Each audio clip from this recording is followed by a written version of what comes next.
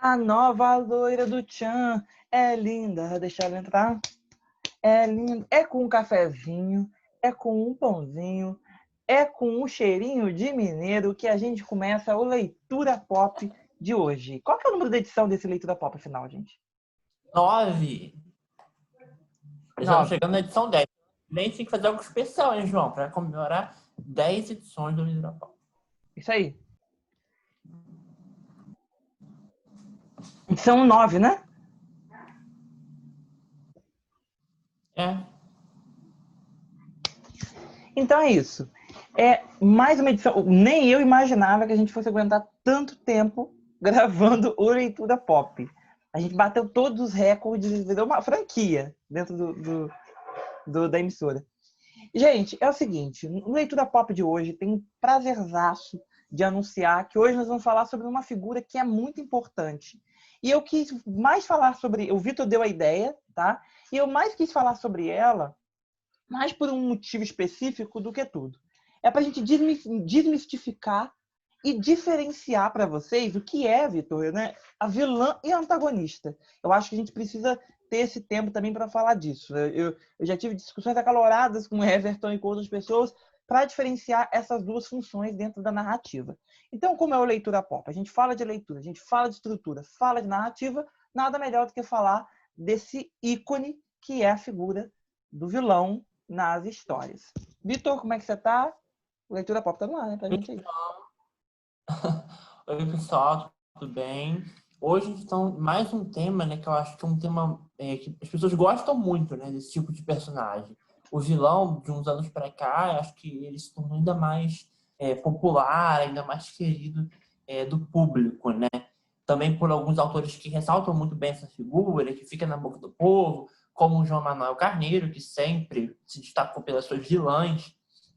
Então, desde A Cor do Pecado até, né, Cobras e Lagarto, depois com as Douradas das Nove, que até as novelas menos sucedidas, né, que não fizeram tão sucesso assim como O Segundo Sol, tinham vilões que eram interessantes, assim, óbvio, às vezes não, mas naquela trama, naquele momento, eram personagens que valia a pena você assistir por causa delas, porque o resto já não era tão assim. É uma figura assim que o público ama muito, né?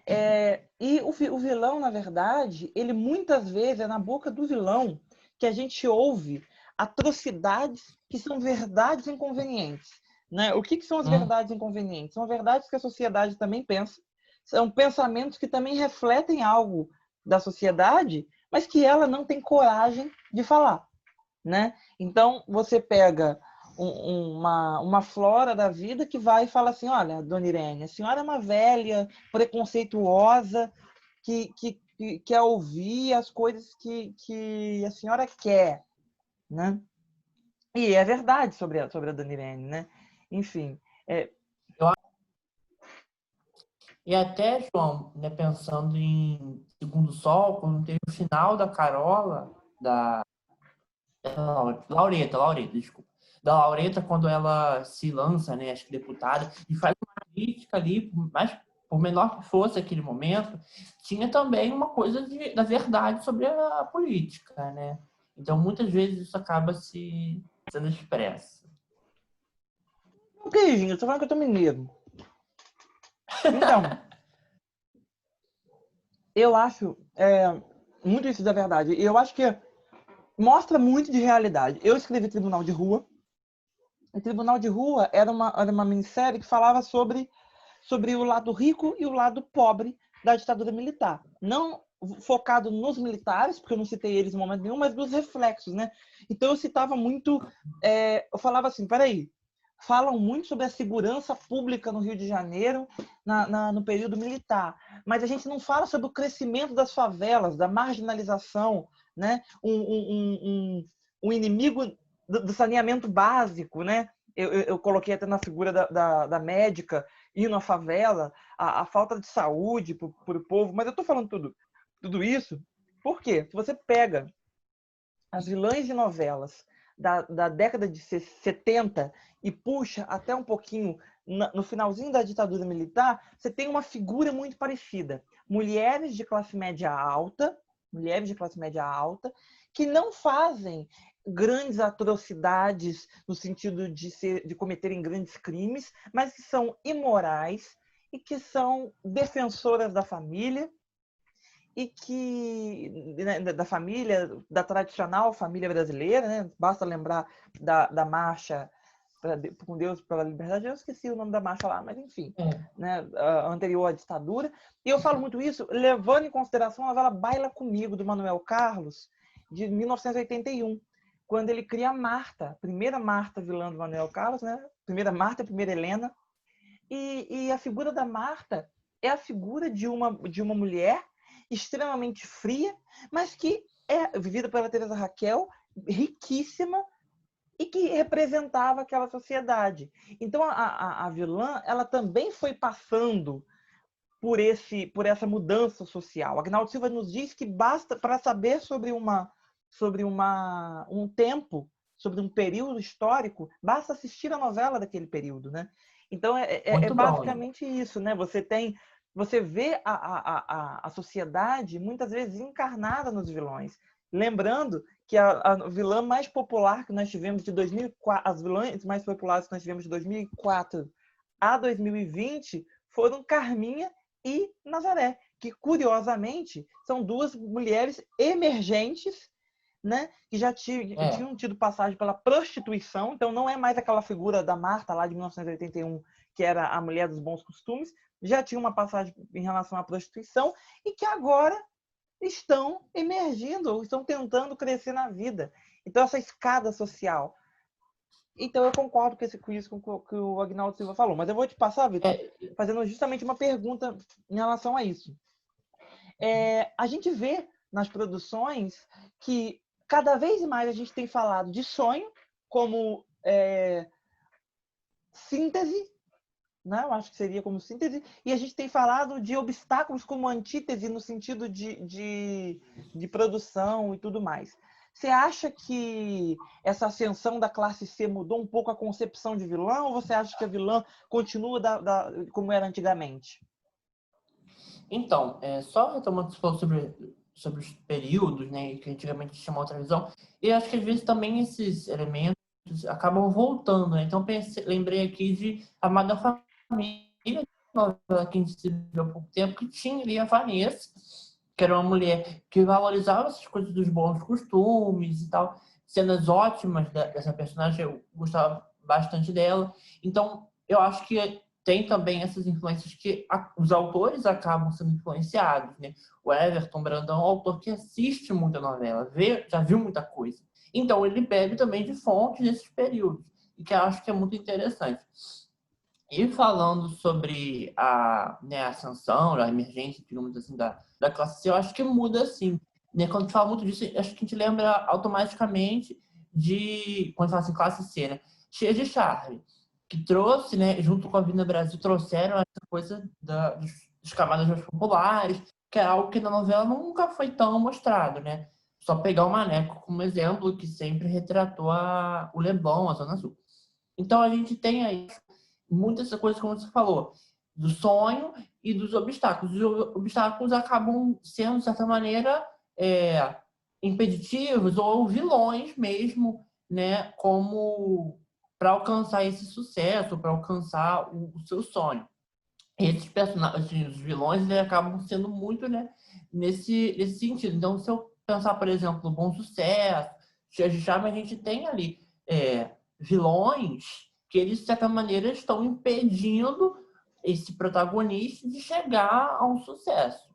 Se for pegar Dias Melhores, novela que eu escrevi também, a Vivian, que era a vilã, né, a minha Gerona, ela impedia o sucesso da Isadora.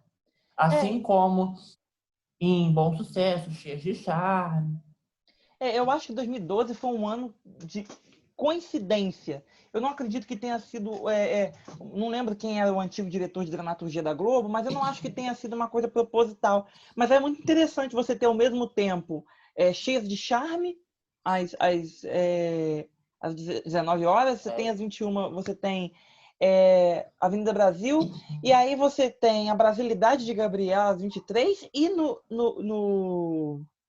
na concorrência, no SBT, você tem Carrossel, que Ah, traz uma questão da infância e também traz no centro das atenções uma coisa que precisa ser discutida, que é o racismo nas crianças, porque isso existe, entendeu? A gente também não pode... Nasce dali, né? Então você tem aquela... Eu acho até que é um pouco de desserviço, porque a partir do momento que é criança, né, eu acho que Carrossel, ela tende a envelhecer mal, porque a partir do momento que é criança, que na verdade ela finaliza a novela, né? A Ives Abravanel finaliza a novela, mostrando anos depois a Maria Joaquina se casando com o Cirilo. Então, assim, não houve uma punição ali, não uma punição uma criança, mas uma situação de tipo assim, Maria Joaquina, daqui você vai ter que reconstruir. Não, ela terminou bem com todas as outras crianças, mas não vem ao caso. Né? Mas é um caso de vilã mirim também. Eu acho, Vitor, que a sociedade sofreu, assim como as novelas tiveram um ciclo, e a gente falou na nossa oficina sobre isso, né? Sobre o ciclo das novelas, você tem Vale Tudo que quebra um ciclo e vem outra que quebra outro ciclo. Eu mandei até num grupo de roteiristas e falar, não, existem outras. Eu falei, não, existem várias outras novelas, até porque existem vários horários e existem várias formas de você imaginar essa quebra de ciclo. Porque em algumas quebras de ciclo, você vai considerar os 10 mandamentos como quebra de ciclo, em outras você vai considerar Pantanal, em outras você vai considerar Novo Mundo agora, como quebra de ciclo de como fazia-se novela das 6 antes e como se faz depois de Novo Mundo. Então, cada um você vai fazer de uma forma. As vilãs também possuem isso, essa quebra de ciclo. Né? Você tem até Odete Roitman esse perfil. Odete Roitman é uma mulher que também tem um pouco do perfil das anteriores, mas um pouco mais firme, um pouco mais má. Né? Mas você tem a figura da Maria de Fátima. E você vem depois você tem Raquel, pouco tempo depois, de Odete Roitman, né? Da Ruth e Raquel. E aí você vai tendo várias vilãs que vão tomando esse espaço e essa individualidade. Né? Elas não estão mais ligadas à classe A, nem classe B. Eu acho que a partir de Carminha, a gente ficou um pouco mais exigente com o vilão no quesito humanidade, verdade e menos hipocrisia. O vilão não é hipócrita. Anotem isso. O vilão não é hipócrita. O que faz o vilão ser mais adorado do que o mocinho, muitas vezes, é porque o vilão tem coragem e uma boa análise, capaz de jogar na cara de qualquer um verdades que o mocinho esconde por puro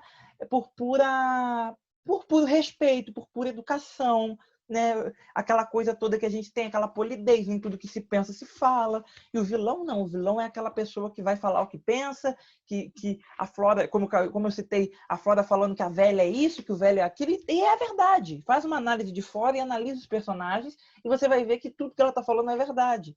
Né? Verdade inconveniente, mas é uma verdade. E eu acho que a gente ficou mais chato com o vilão. Tanto que depois nós tivemos Beatriz de Babilônia, que era uma vilã má, perversa, que fazia de tudo, que matava, que não sei o quê, fazia toda aquela palhaçada toda, mas não conquistou o público. Então a gente percebeu que fazer maldade não quer dizer bom vilão. A gente começou a perceber isso, né? Da mesma forma que a gente percebeu que agilidade não quer dizer nada, porque a Babilônia era ágil. Esse problema ela não tinha, as coisas aconteciam rapidamente, mas não deu certo. Então também a gente chegou à conclusão de que agilidade também não quer dizer nada se o público não comprar aquela história. E aí depois nós tivemos Sofia, de O Outro Lado do Paraíso, que é uma vilã que matava todo mundo na tesourada, não sei o quê, alguém descobriu não sei o quê, vai lá e mata na tesourada, enterra e mata a prostituta. Tem até uma cena maravilhosa, acho que muito... a pouca parte boa que teve naquela produção foi graças à direção de Mauro Mendonça Filho. Naquela cena que ela mata o comparsa, acho que era Rato o nome do personagem, que ela mata ele, que tá tocando Estou indo embora, a mala já está lá fora. Acho que é. E aí ela mata ele. Aquela cena é maravilhosa, aquela cena é digna de filme. Mas assim, é uma vilã que matou, que fez tudo aquilo. E cadê? Eu não escuto ninguém na rua falando de Sofia. Por mais má que ela seja, né? A própria Laureta também, que era fria, matou a própria filha, né? Que matou a Carola, foi lá se perguntar tudo. Também não conseguiu. Aí você tem uma Atena que consegue marcar mais do que uma Sofia. Então, assim, você tem uma questão de discussão sobre a questão do vilão. Então, outro ponto, Vitor, que eu acho que a gente precisa deixar bem claro aqui. A diferença entre vilão e antagonista, né? Que era um assunto que eu queria... quando eu falei, Vitor, vamos falar de vilão, eu queria esclarecer isso aqui para vocês. Gente, vilão um título que a gente dá para quando a pessoa tem algum desvio de caráter capaz de fazer com que ela arme alguma coisa dentro daquela produção. Mas o Vitor pode falar melhor do que eu isso, mas no ciclo narrativo, o que existe são protagonistas, coprotagonistas, antagonistas. São esses três. Tramas, subtramas. Ganchos, o subgancho, acho que a gente até inventou isso, mas existe. Não sei se existe esse título. Mas ganchos e subganchos. Mas na parte de personagens, você tem coprotagonistas, que são os coadjuvantes, digamos assim, né? Ou até não. Talvez se a gente fosse dividir melhor, a gente dividiria protagonistas, coprotagonistas, coadjuvantes, porque é aquele que tá ligado, mas também não é coprotagonista. Tem novela, por exemplo, que a Glória... Não, vamos citar aqui. Se a gente fosse levar no pé da letra, por exemplo, Dias Melhores, o Giovanni seria co-protagonista, por exemplo.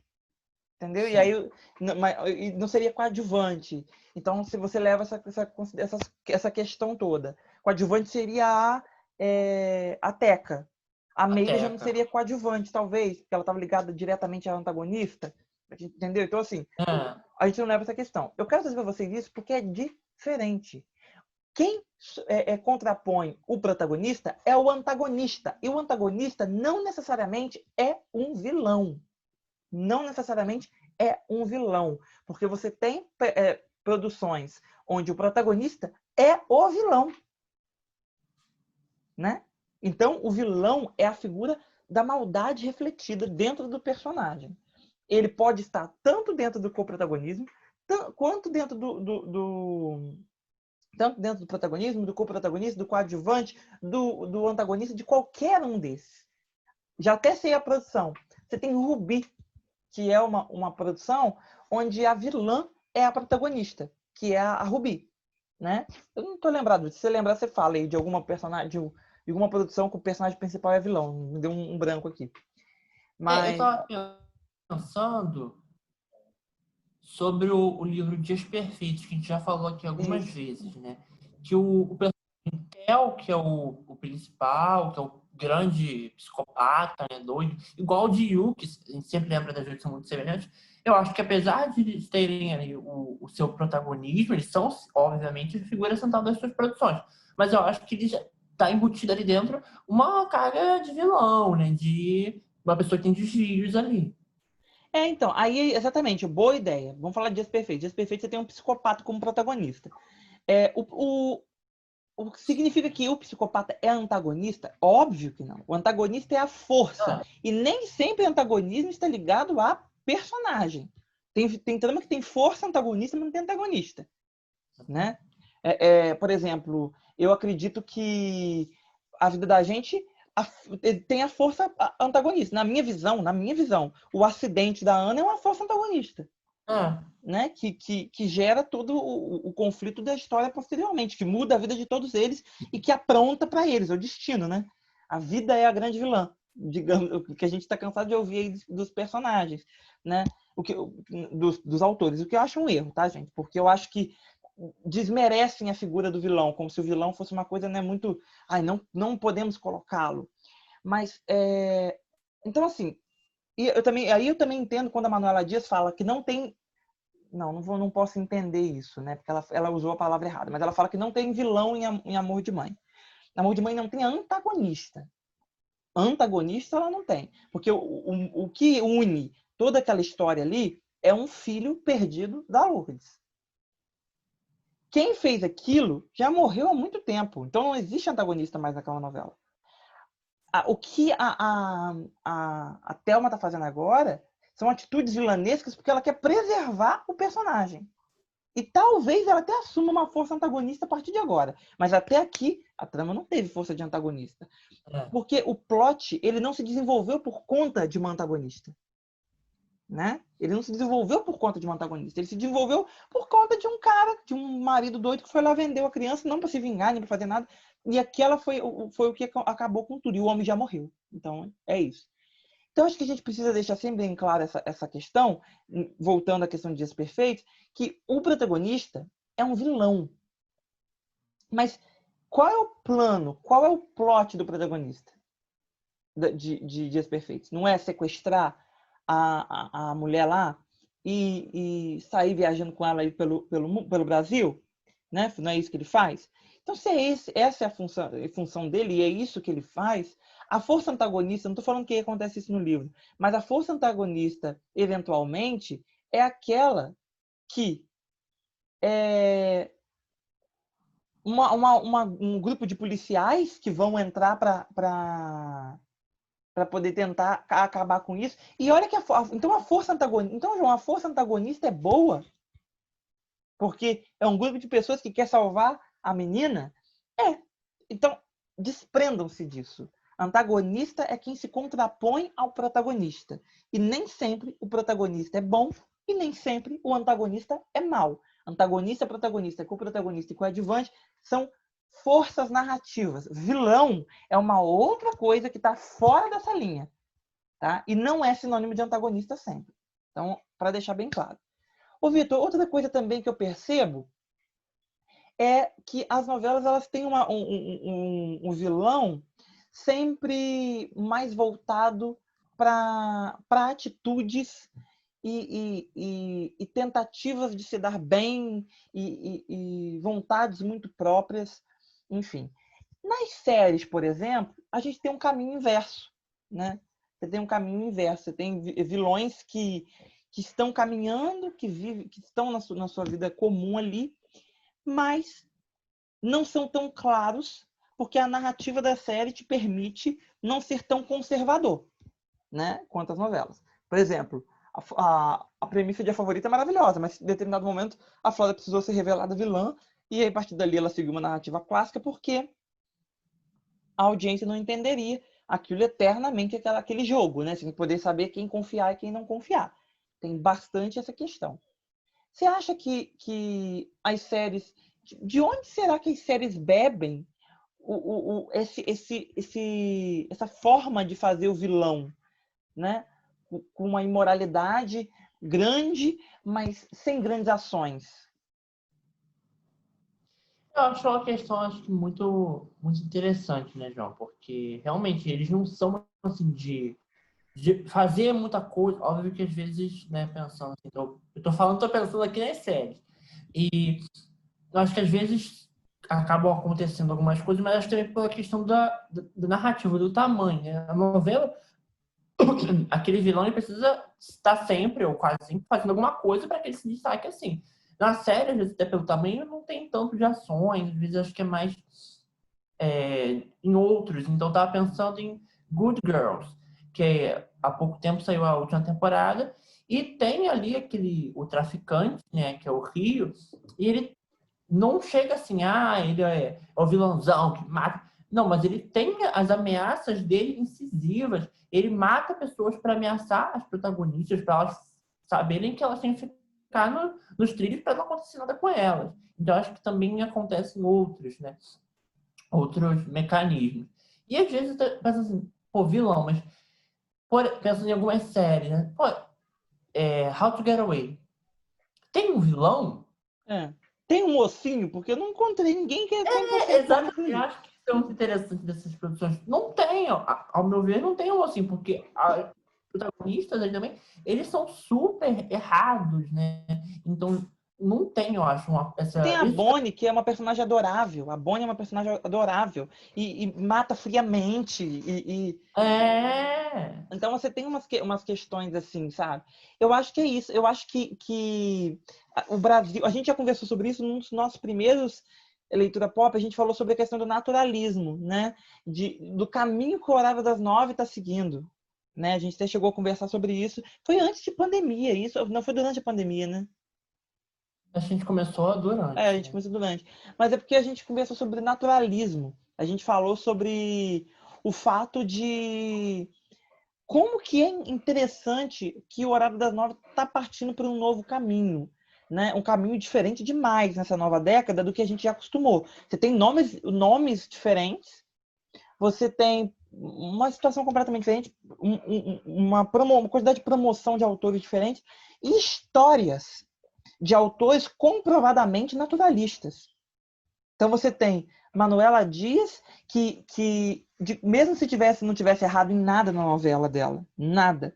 Não sei se conseguiria ir muito bem, porque eu acho que a direção do Villamarim... Muita gente fala assim, o Rio de Janeiro não é assim. Gente, é assim. Vai naqueles entradas, né, Vitor? Naquelas partes mais pobres do Rio de Janeiro, lá conforme acontece onde a Lourdes mora, exatamente assim, uma pontezinha precária. Exatamente. E até o bairro ali onde mora a Thelma, gente, aquele bairro, ele existe ali, o passeio ali perto do estádio, no centro de São Cristóvão, é igualzinho o viaduto em cima, e tudo ali embaixo que tem um ar até um pouco de escuro, porque não, por causa da... Então aquilo realmente existe. Uma dificuldade de iluminação histórica no Rio de Janeiro. É só você conhecer a história do Rio de Janeiro, você vai saber que há uma dificuldade histórica. Então, assim, a melhor cenografia da história das novelas, falo para você, da história, a mais realista, não vou falar realista porque a gente está proibido de falar, mas a mais naturalista da história das novelas é a de Amor de Mãe. Nesse ponto de pobre ali, aquela casa da Lourdes, é exatamente assim. Né? A gente pega agora assim nesse tampo que, gente, pobre não tem casa de 2 andares, pelo amor de Deus, entendeu? Então não é assim que funciona. E o lugar onde ela mora também é um lugar assim. Então, assim, resumindo, a Manuela Dias, que é uma autora naturalista, né? De força de texto e tudo mais, né? Ela tem uma força muito no texto. Eu acho que é porque ela é roteirista pura. Ela é roteirista pura. É aquela que aprendeu a pegar a pedra e polir, né? Que quem vem do roteiro, ele aprende a isso. Você pega um Valci Carrasco que já cai de cara na novela, o cara quer o produto final, ele está pensando no produto final, ele está enxergando como autor, como produtor, como telespectador. Ela é uma roteirista que pensa em fazer o melhor roteiro possível. Creio eu até, Vitor, que o roteiro dela deve ser muito bom de ser lido. O problema deve ser na hora de passar para a TV. Né? Tanto que eu acho que foi aprovada por isso. Né? Deve ser bom. Aquelas cenas, por exemplo, que a Lourdes tem aquele conflito, que ela quase... enfim, aquelas cenas devem ser muito bem feitas no papel. Né? Mas, enfim, com os problemas que aconteceu, não deu. Mas você tem ela. Depois você tem Lícia Manso, que é o símbolo do naturalismo brasileiro nas novelas. Né? É uma autora muito naturalista. Apesar de que você tem contrapontos, você tem 2 autores parecidas no quesito naturalista, mas você tem um contraponto muito forte. Lícia Manso é uma autora de elite. E Manuela Dias. Gente, Manuela está fazendo no Horário das 9 o que Manuel Carlos já fez várias vezes. O que Lícia Manso já fez. Acontece que ela está fazendo na visão do pobre. Não é a Helena que perdeu seu filho no Leblon. É a Lourdes que perdeu seu filho no bairro pobre. Né? Qual é o nome do bairro? Eu esqueci o nome do bairro. Eu tenho um nome lá. O outro não lembro. O outro eu acho que é o Passeio ali embaixo. Mas tem um nome, o bairro fictício deles lá. Eu não lembro também. Mas, então, assim, tá fazendo isso. E agora a gente vai ter uma experiência interessante, que é Lícia Manso, que é uma face de Manuela Dias, vindo no Horário Nobre, com uma história dramática também, que também envolve perda de filho e algumas coisas assim, só que de um outro ponto de vista. Né? E a gente vai ver também como a audiência vai reagir com esse coisa. Aí depois você me enviou o Manuel Carneiro, que é simplesmente o autor de Central do Brasil. Né? Que também... Eu às vezes esqueço disso. Que também é um autor naturalista, essencialmente naturalista.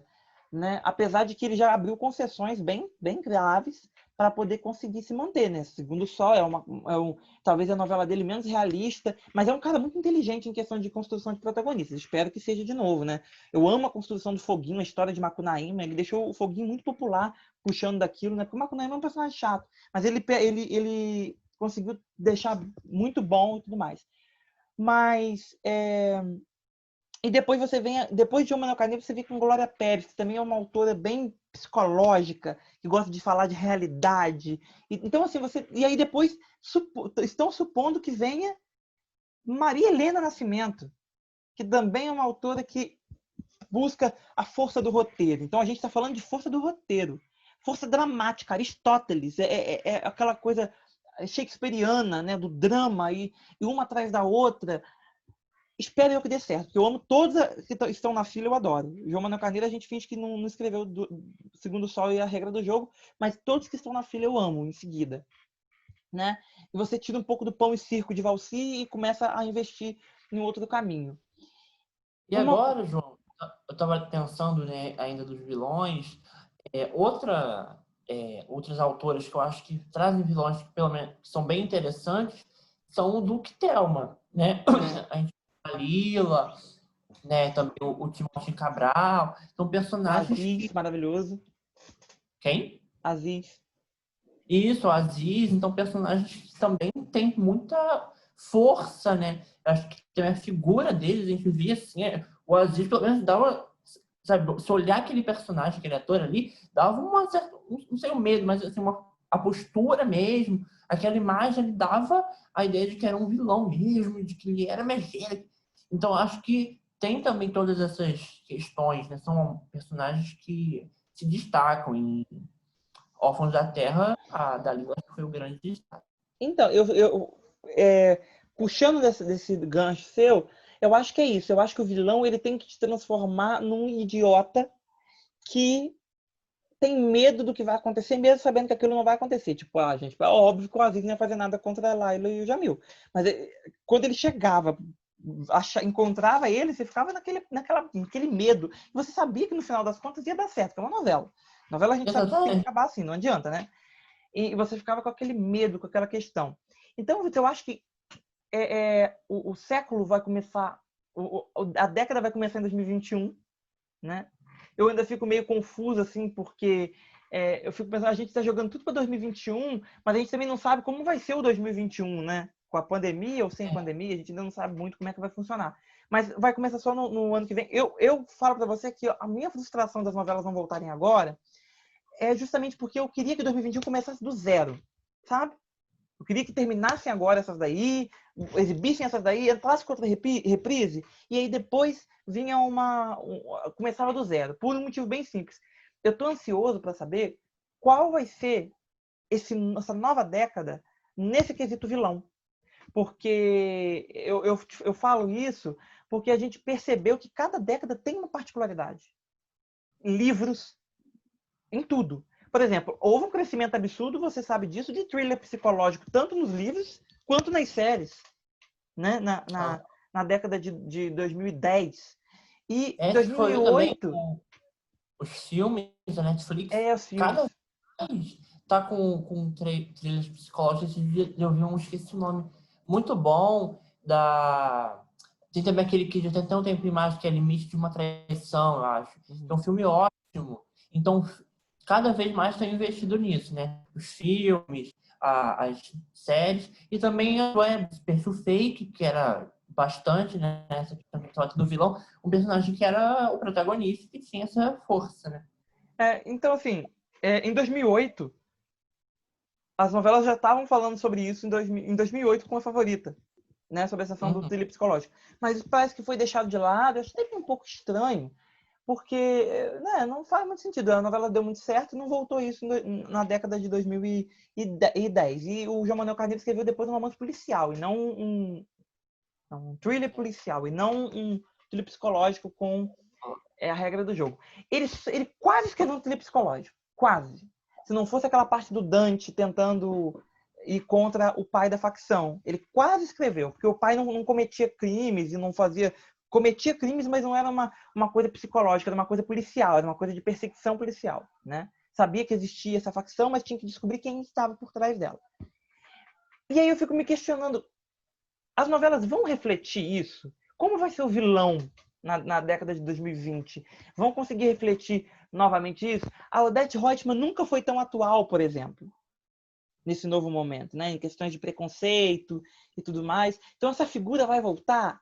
Essa figura da... Até a chamada, né, que teve do Globoplay, brincando muito com isso, né? Que a época de Vale Tudo nunca foi tão 2020, nunca teve tanta relação.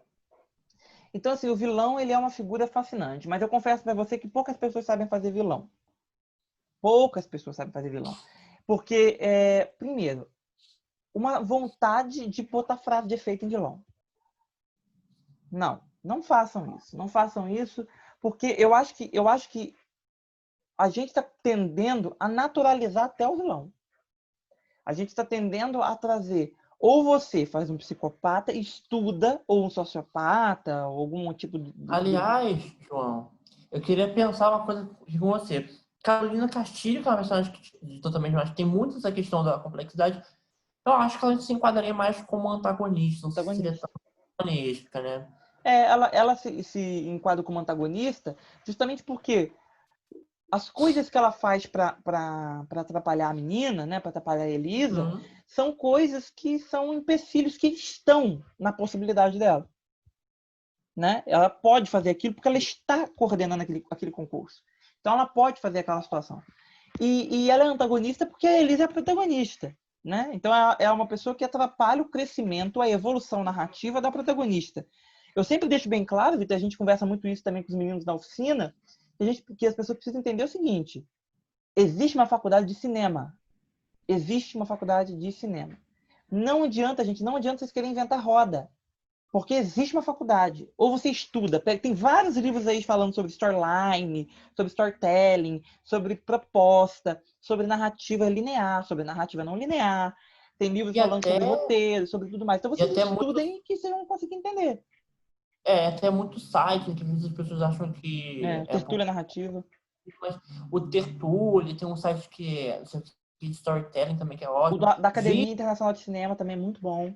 Exato, vídeos no YouTube, o da Bea Góes, então tem várias pessoas, né, no Instagram também tem, ela fala, então muita coisa que dá para pesquisar e é muito interessante. Então, vocês precisam entender isso. Então, às vezes, quando eu quis trazer para vocês aqui a questão do antagonista e do vilão, é porque existe. A minha mãe esses dias falou comigo, falou, o João é tão doido que o João sabe exatamente quando acontece a virada do filme. Eu falei, não, mãe, eu não sei exatamente quando acontece a virada do filme, porque se existe uma faculdade, existe uma estrutura de 3 atos, e eu sei exatamente em que minuto acontece cada coisa. Eu sei, por exemplo, o minuto exato que acontece a virada de garota exemplar sem precisar ver, porque eu sei que existem 3 atos e que a virada, o clímax acontece no meio exato dos filmes. Então, se acontece no meio exato dos filmes, eu tenho que fazer a conta de quanto que dá metade, quanto que dá outra metade, e ali vai acontecer a virada de garota exemplar. Então, assim, é questão de estudar. Por isso, Vitor, que eu não tenho menor paciência para ser supervisor igual você tem. Menor paciência para ser supervisor. Porque não é questão de você saber mais ou saber menos, gente. Não é isso. É uma questão de que escrita, pra gente é hobby porque a gente não recebe. Mas isso não quer dizer que a gente tem liberdade poética para fazer qualquer coisa e reinventar a roda como se estivesse mandando. Então tem horas que você tem que chegar e falar, amor, o cinema, eu uso o cinema para falar de escrita, tá? Porque eu vou puxar uma situação de vilão aqui. O cinema, ele tem regras. Você é obrigado a fazer algumas coisas. Tem coisas que você não pode inventar, tem coisas que você tem que seguir à risca, não tem jeito. Então, ou você segue, ou você não escreve. Então, esse negócio de você ter que tentar convencer a pessoa de fazer aquilo e ela tem um gosto pessoal, e você tem que explicar para ela, meu amor, isso existe, isso é comprovado, tem que ser feito dessa forma, é chato, né? E você tem que supervisionar e falar isso, e a pessoa ficar discutindo com você, e você não poder ajudar nesse ponto, para mim é complicado. E aí, essa questão do vilão, Vitor, Exatamente. é que eu acho Tem um que. Pode filme, falar, João. Ah, pode falar. esse diz um filme que se chama Encontro Fatal, da Netflix, que também tem essa questão do thriller, né, e tal. E é um filme, assim, que não é um filme ruim, mas eu achei que é um filme muito previsível. Não sei se é a sua visão, mas, assim, até mesmo eu acho que você já sabia justamente o que acontecia, porque é uma coisa muito batida. Eu acho que também tem um pouco disso, né? O personagem, nesse o psicopata, ele era um grande vilão e tal, ele seguia a mulher, aí ficava com a amiga dela para poder mostrar que estava em cima. Então, assim, é um filme ok, mas eu acho que também tem essa coisa de ser muito previsível, né? Da situação. A gente falou sobre o thriller e acho que acaba também tendo essa coisa da repetição. Tem um muito bom, que é Mentiras Perigosas, que eu acho que já quebra um pouco disso. Que ele, cada momento, né, no final, então o final tem grandes plot twists, então, assim, muito interessante mesmo. Eu tô procurando aqui, que eu assisti um filme esses dias, só que eu esqueci. Foi Lembrei. aquele de Obsessão Pequena, foi? Obsessão Secreta, acho que é isso. E é um filme muito bom também, porque você vai começar a assistir um filme que é um thriller psicológico, você sabe que alguma coisa está de errado, que alguma coisa vai acontecer, e muitas vezes pode parecer previsível, né? Eu estudei, você também, não sei se você chegou a ver, que existe 2 tipos de plot twist, né? O plot twist de personagem, que é aquele que muda o personagem, e o plot twist de trama. Então, quando o filme ele aposta nas duas coisas, desculpe a palavra, mas é um orgasmo triplo. Porque ele aposta nas duas coisas e aquilo vira uma explosão. Né? E Obsessão Secreta contém spoiler. E Obsessão Secreta, você tem uma menina que ela no início do filme ela já sofre um acidente. Eu acho que também é muito importante que as primeiras cenas, os minutos do filme seja bom. Sejam os primeiros minutos sejam bons, porque isso ajuda. Né? E aí ela sofre um acidente, ela perde a memória, ela não lembra, sabe em quem confiar, nem nada, e o marido dela vai encontrar com ela.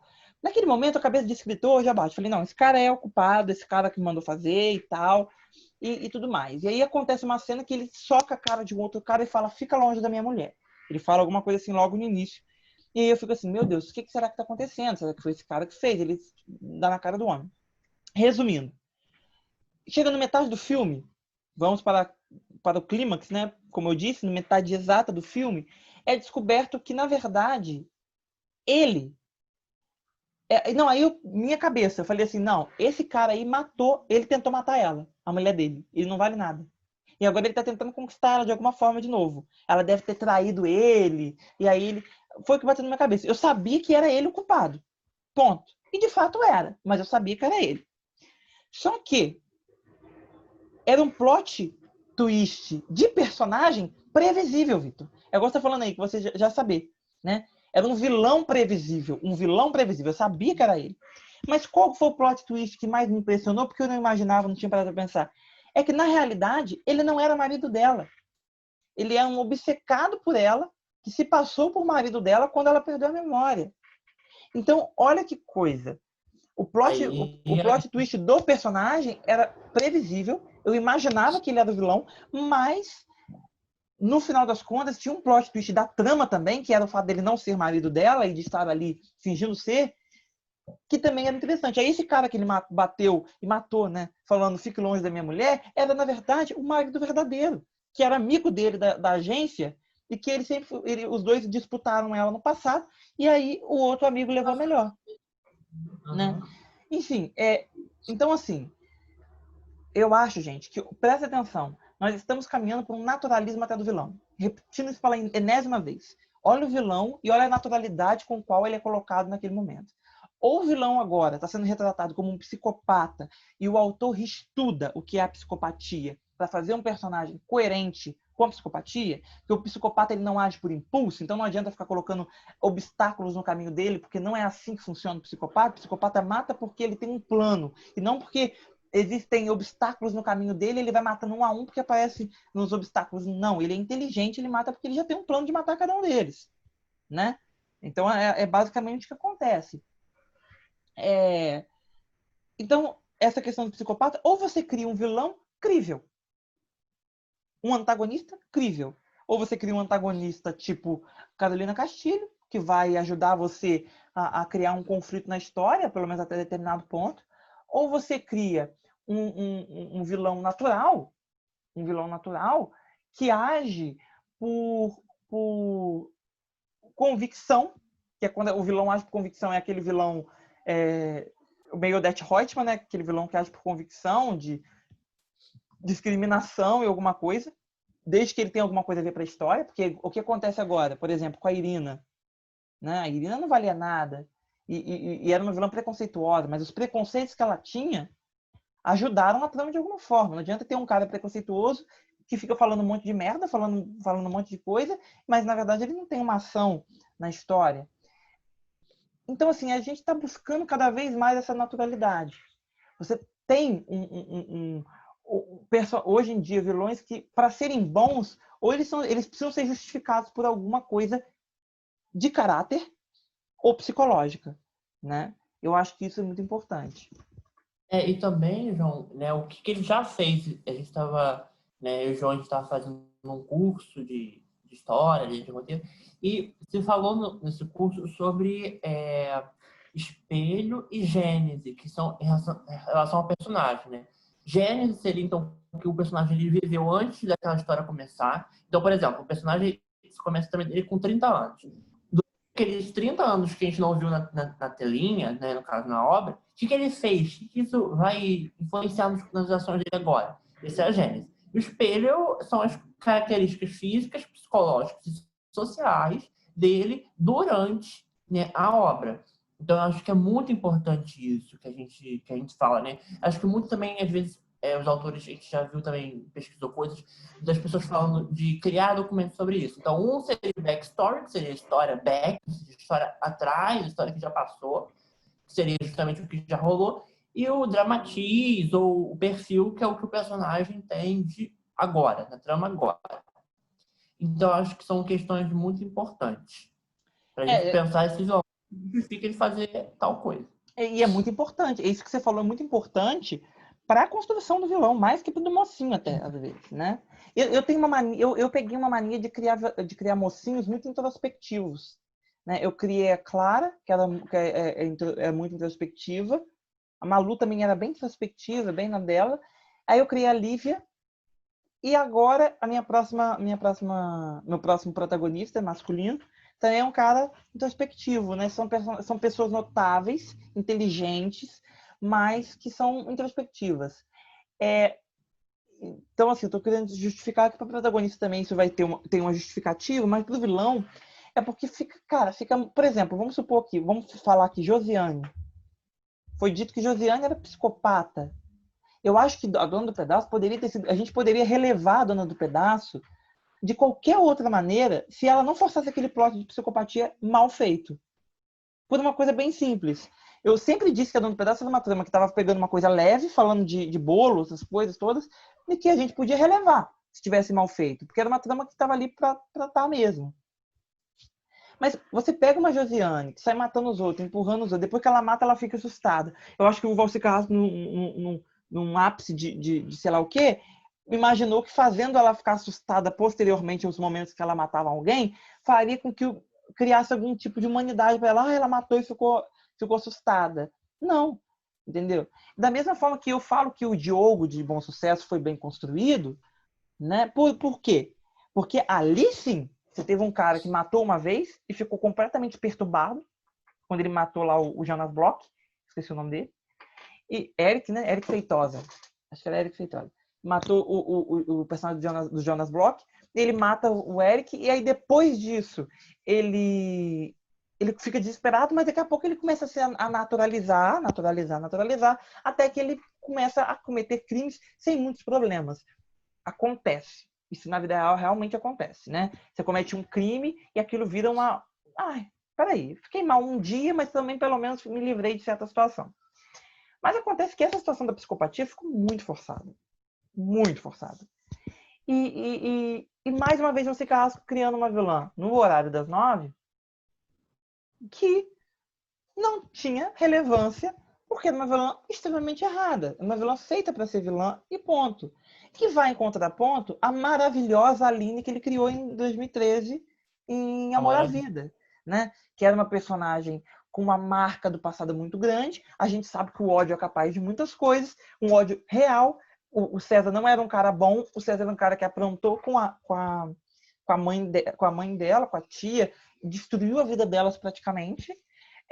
A filha, a Paloma foi criada com a Pilar, então ela foi criada num outro contexto. Então, praticamente, a mãe foi, que era a... Ai, como é que é o nome da atriz? Eu amo tanto aquela atriz, eu esqueci o nome dela. Olha, o auge é você amar a atriz e esquecer. Mas que fazia a mãe da Paloma na vida real. A mãe verdadeira da Paloma. Né? E aí você tinha aquela questão toda. E se tinha uma Aline realmente que tinha planos sórdidos, calma, que em alguns momentos explodia, mas que também era debochada e tudo aquilo. Isso também deu muito certo. Eu gosto muito da Aline. Com as outras não deu. Então, assim, a gente precisa tomar cuidado, muito cuidado, porque o que está acontecendo hoje, eu vi um vídeo hoje, Vitor, de um roteirista que falava assim, eu acho que ela não é nem roteirista, ela é a responsável por analisar os projetos da HBO. Aí ela falou assim, olha, aí a imprensa marrom, não é nem marrom não, imprensa marrom, é mesmo que chama, que foi lá tentar, foi falar com ela, falou, a gente está com uma falta de roteiristas bons no mercado. Pô, gente, o Brasil está lotado de roteirista. Mas o que faz os roteiristas não serem reconhecidos? É a quantidade de gente que quer escrever, mas não se importa em fazer esse debate que nós estamos fazendo, que não se importa em assistir vídeos como os que a gente está fazendo. Não precisa assistir os nossos, não.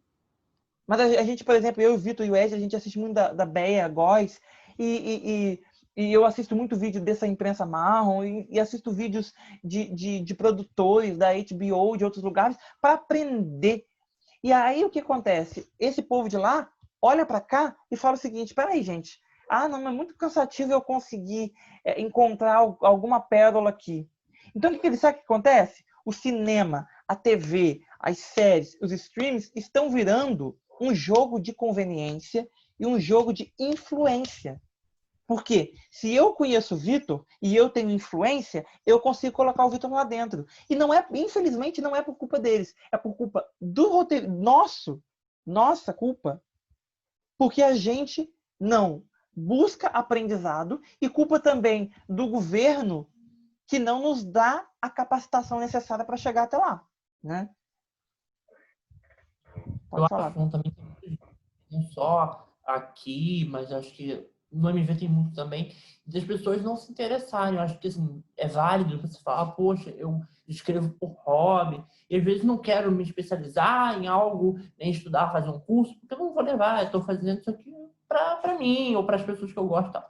Mas eu acho que se você tem um interesse, tudo assim, e também até mesmo que você não tem, eu acho que algumas coisas são necessárias. Então, né, por exemplo, a questão de serviço, mesmo que você vai fazer por hobby, você não pode fazer isso. Mesmo que você vai fazer por hobby, você não pode achar que a língua portuguesa é sua. Não é. Tem regras, tem coisa que tem que olhar. Não pode botar uma palavra, Maria, vírgula, vai à rua. Não pode, tá errado. Então, assim, tem coisas que Ouviu, não tem. arroba? Então, sabe, não faz sentido. Tem coisa que é assim, é assim. Então, é isso, é a questão do cabeçalho. Ah, não, meu cabeçalho, eu vou botar o interno no meio. Não, tem coisa que é assim e é assim. Porque teve pessoas que instituíram que é assim, porque tem uma academia, tem um curso, então tem faculdades, então tem coisas que a gente tem que, mesmo que a gente não vai fazer prova, a gente tem que seguir. Vai se propor isso. Por exemplo, vou fazer um livro, mas eu vou escrever, sei lá, uma palavra em inglês, uma palavra em português, uma palavra em inglês, uma palavra em português. Sabe? Não tem como. Então, eu acho que tem um básico que a gente precisa se atentar.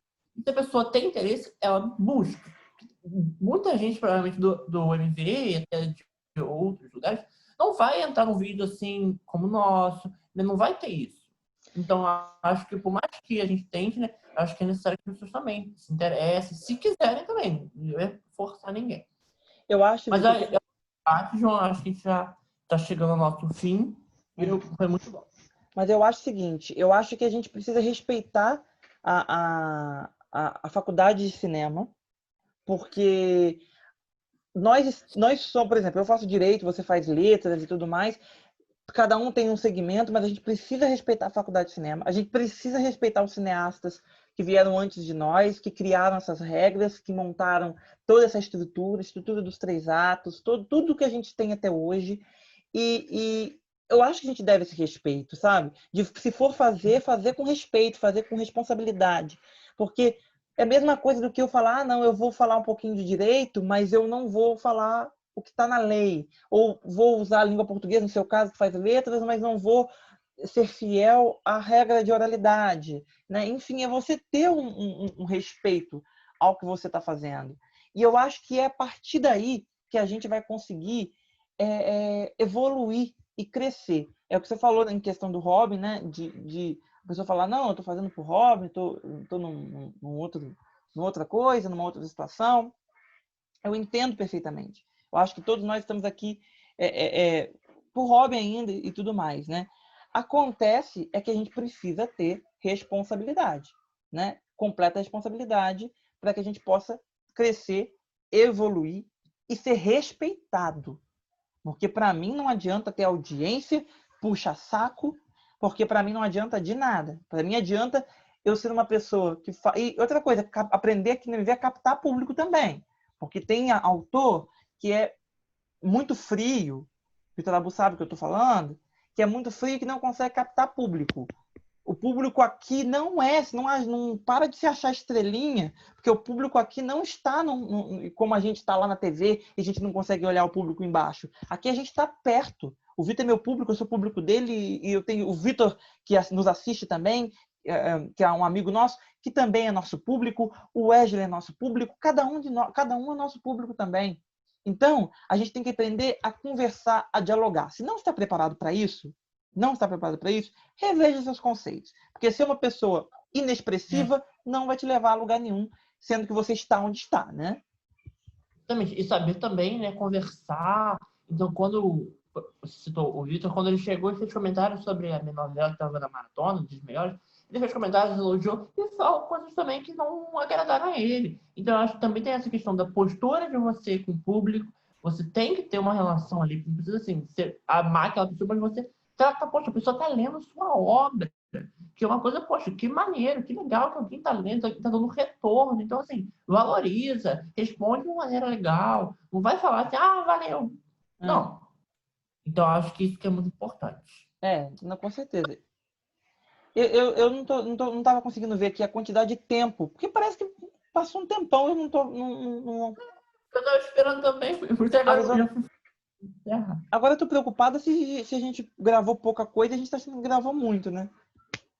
Não, acho que já tem bastante. Gente... Hã? Já tem quase uma hora. Gente, eu quero agradecer a vocês inicialmente por isso. Mais uma vez reforço, Leitura Pop reflete a minha opinião, a opinião do Vitor sobre as coisas, e a gente fala exatamente o que a gente pensa. É um ótimo canal para conversa, porque de fato eu sou uma pessoa um pouco crítica. A forma que as pessoas criticam quem busca uma melhora. Elas colocam como se aquela pessoa estivesse ditando regras. E não estou ditando regras. E nem o Vitor está ditando regras. O que a gente está mostrando aqui é que existe uma faculdade chamada Faculdade de Cinema e TV. E essa faculdade é quem dita as regras. Da mesma forma que a minha faculdade de Direito dita as regras da lei. Da faculdade do Vitor, as regras de ortografia. E é assim. Nós estamos aqui escrevendo. Isso é livre. Podemos fazer em qualquer momento. Não precisamos fazer cinema para ser roteiristas. A maioria dos roteiristas de TV não fizeram cinema, mas vamos ter responsabilidade e respeito pelas pessoas que estiveram antes de nós. Se a gente estamos à vontade, com vontade de propor e escrever uma história, a gente tem a responsabilidade social, que é muito importante, o primeiro ponto, e responsabilidade com os profissionais da área que de fato estão lá trabalhando para conseguir alguma coisa e que muitas vezes não são vistos. Por quê? Porque aqui embaixo é muita brincadeira e pouco estudo, enquanto eles estão se matando, mas o que está lá em cima não consegue enxergar ele no meio de tanta gente que quer, mas não estuda, né? Então, é isso. Na semana que vem, mais Leitura Pop, 10ª edição. Vamos ver se a gente prepara alguma edição especial para essa 10ª edição, né? Que venham outras edições do Leitura Pop, porque é um programa, de fato, que a gente fala com um público amplo, que a gente fala o que a gente pensa. Muito obrigado, Vitor. Não nos dá problema, né? Então é isso, pessoal. Muito obrigado. Adorei participar também. Mais uma vez, semana que vem a gente tem a 10ª edição. Nós temos uma pessoa que está conversando para ela ser convidada. Então, esperamos aí um ótimo programa para a semana que vem. E um tchau para todos. Beijo, gente. Só lembrando, estamos pela plataforma Zoom, tá? Porque a gente achou melhor para poder conversar, para não travar tanto. E é isso. Beijo para vocês, até semana que vem. Com participações especiais.